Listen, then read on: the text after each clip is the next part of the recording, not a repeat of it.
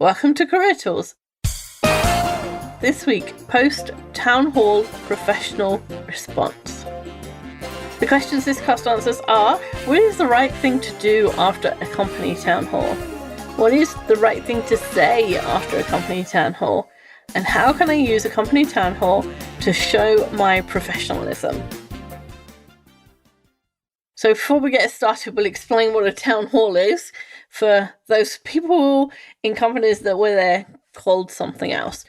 So a town hall meeting is a company or division-wide meeting where big announcements are made. So if you imagine a city in the medieval times, no internet, no phones. If you want to make an announcement to everybody in the city about something that was changing, their taxes were going up or the stores were going to have to close early or whatever, you would bring everybody to the biggest building in the city, which would be the town hall, and then one person could stand on a stage and make the announcement. Everybody hears it all at once. It's a very efficient way of communication. And so we still use them, even though we have the internet and phones and all the other things. Some companies use them within a division. Some companies will have the whole company come together. Sometimes it's different divisions, but all in one location. It can depend, but it's usually more than 50 or 60 people. And sometimes more like 600 or 700, so it depends.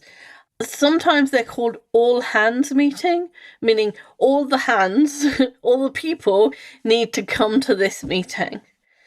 And they include everybody at all layers of the organization. So if you go to one of these meetings, you'll see everybody from the call center worker, hourly paid part-time person, all the way up to the guy who reports to the CEO and potentially the CEO as well. And it depends, if it's a division, then the leader of that division will be there, and maybe the COO won't, or the CEO won't.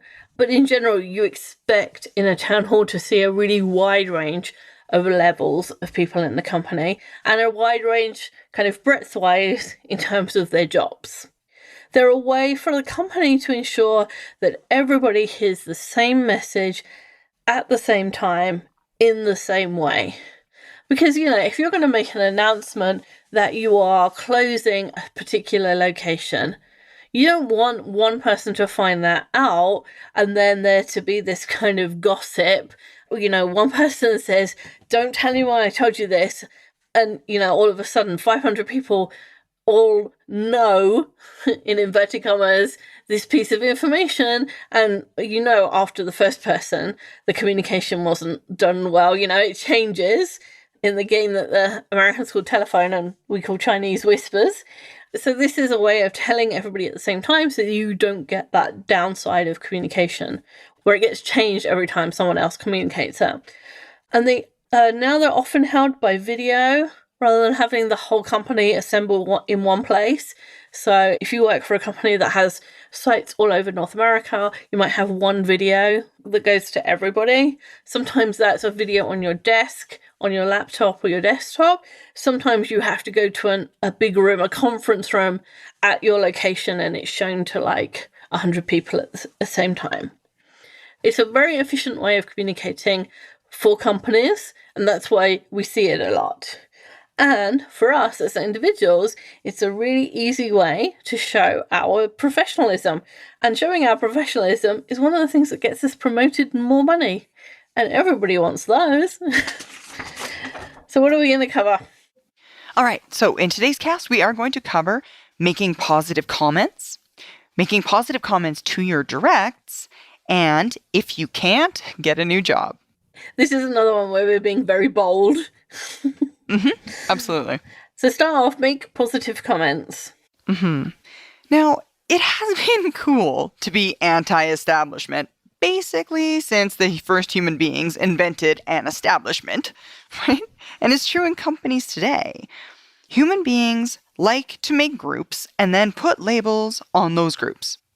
If there's a group in authority, they are the establishment, and the group that opposes that authority is the anti-establishment.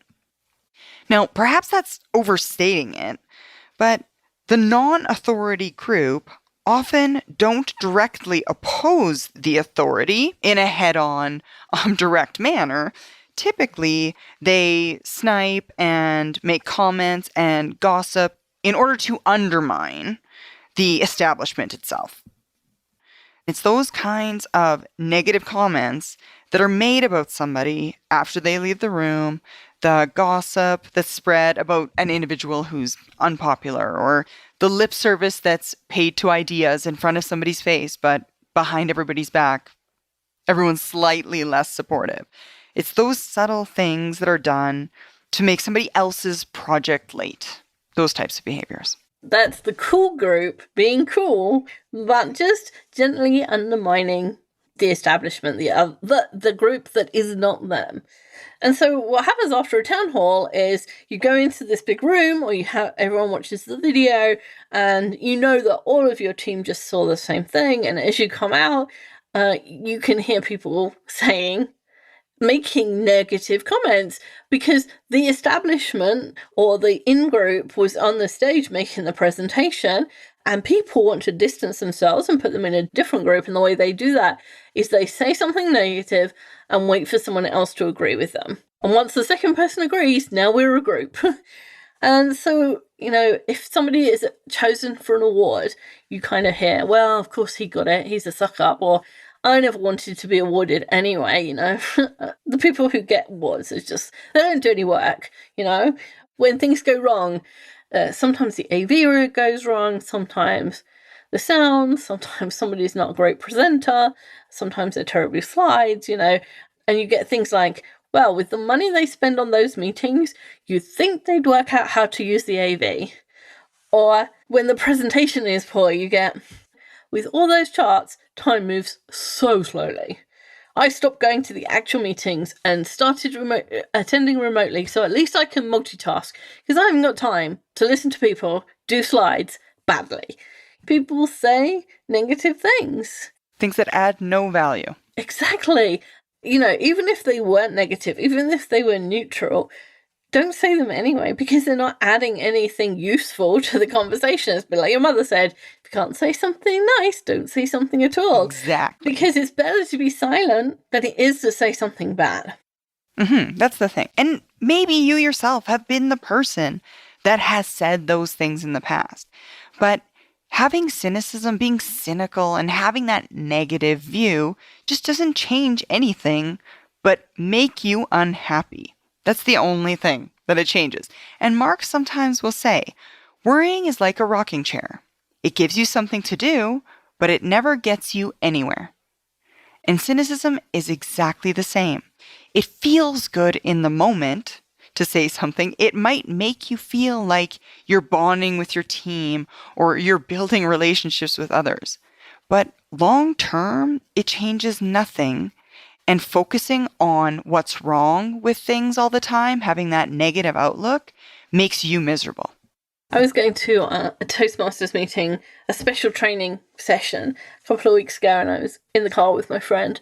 And the training was done just like 30 minutes from anywhere. It's way down in the south of San Antonio. It's a campus university. There is nothing for 10 miles. So once you get there, you're kind of stuck there. And I was complaining that we had to go there on a Monday night. I was complaining about what time it was. I was complaining all about everything because that was the mood I was in. And she turned around and said, well, you could run the next one. At which point, I shut up. Right? Because all the complaining I was doing to my friend wasn't changing anything. In fact, it was just making me feel worse because I was getting more and more wound up that I was having to drive to this place. And her worse. Yeah. Oh, I got in the car with Wendy and she moaned all the way. That was a pleasant journey, right? That was pleasant. I loved it. just ruined her evening as well. Exactly. It's just goes to show none of us are perfect. But really, by complaining, I was changing nothing. And her point, well, you can run the next one. That would be the way to change it. And, that would be. If it's a company all hand and your company has 50,000 people, it's unlikely that you are going to get to run it. But there are ways that you can be involved. Often before these meetings, companies will send out something that says, tell us your questions that we'll answer in the in the session. And if you don't send them a question and then complain that they didn't answer your questions, the fault for that's on you. Mm-hmm. So you have to use those opportunities to make the thing better if you can see things that could be better. Absolutely. So instead of saying something negative and cynical, be strong, don't go with the crowd, and say something positive instead. Something like, I'm glad they get us together to talk about where the company's going.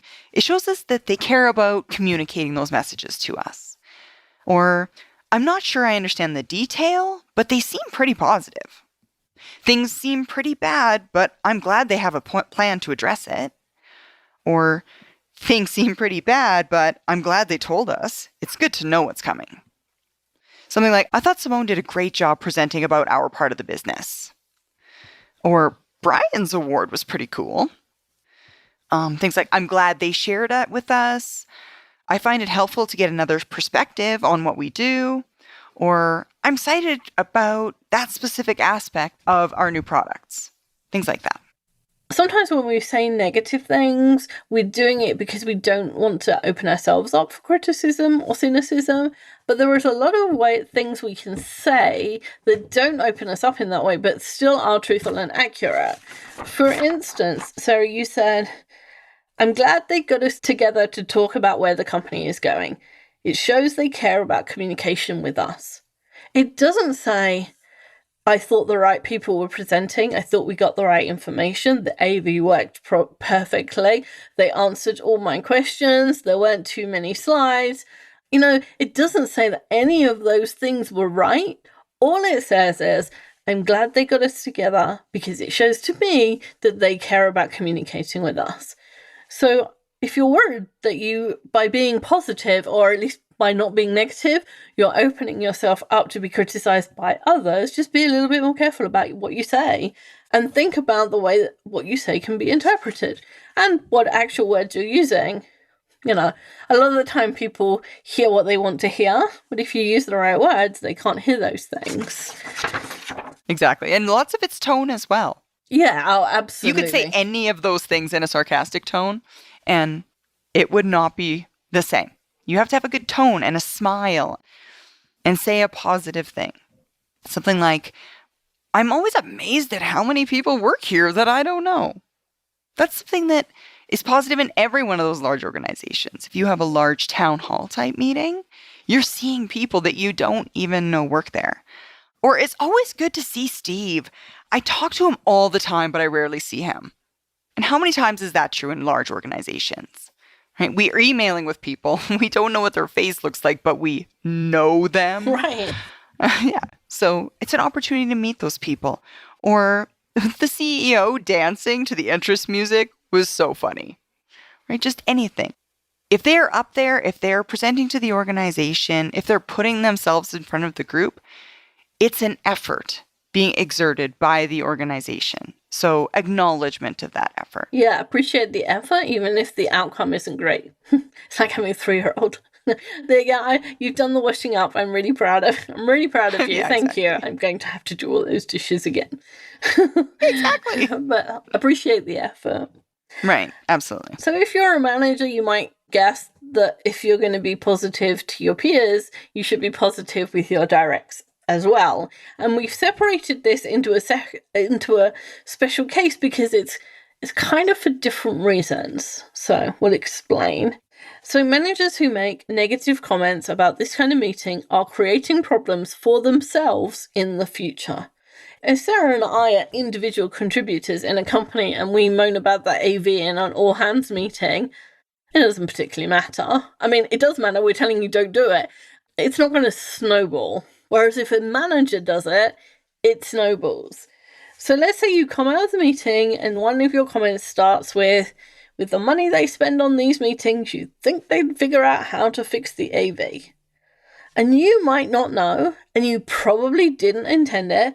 You are encouraging your direct to come out of your meetings and say, you'd think with a title like IT director, Brian could get his laptop set up on a projector without help. You are saying it is okay to come out of a meeting and say, considering this thing, you'd think that this other thing would be true, right? So if you're Brian and you're the IT director and you're in your meeting, you mess up and you can't get the laptop fixed to showing the projector, and we all know how hard that is. Like I said, you're encouraging your direct to come out of the meeting and say the same thing that you did out of the all hands meeting. That's absolutely true. You are setting an example for them. You can assume that if you do a behavior in front of your directs, they think it's okay to do themselves. So unless you want them to do it, don't do it to them or in front of them. And I think it's really easy to think that when you're in a town hall meeting and you're criticizing somebody that's several layers above you, that your comments mean nothing. Right? The person is never going to hear them. And even if they did, they wouldn't care what their direct thinks anyway. And you're probably right in that assumption. They're probably never going to hear it. And you're so many layers below them that does it really matter? But the thing is, you are setting that example for your directs, one that they're going to visit on you. So you want them to show you the care and forgiveness when you make mistakes or you fumble through something. And we hope you care enough about your team to care about the comments. So some examples of positive things you can say. I'm glad the sales numbers were good. I'm glad the numbers are going in the right direction. I mean, that doesn't even have to, it just has to be a positive direction. It doesn't have to be anything. The CFO's presentation said that our pension payments are covered. So that's great news. Or even if everything is falling apart, it sounds like our director is a man with a plan. And that's always a good thing. Or a woman with a plan, a person with a plan. You know, that doesn't say anything about the situation, how it's being managed, what's going to happen next, the quality of the communication, or even the quality of the plan. All you're saying is something positive. That person has a plan to address the situation we're in. It's absolutely true. And if one of your directs says something negative, maybe in response to one of your positive comments, or just on its own, you can acknowledge it and change the topic. That is, move it to something positive. Something like, yeah, sure, the AV was a bit glitchy, but the sales numbers were good. Or, sure, there were a lot of numbers, but I'm really glad they're going in the right direction. Sure, the CFO isn't the best presenter in the world, but it's great that the pension payments are covered.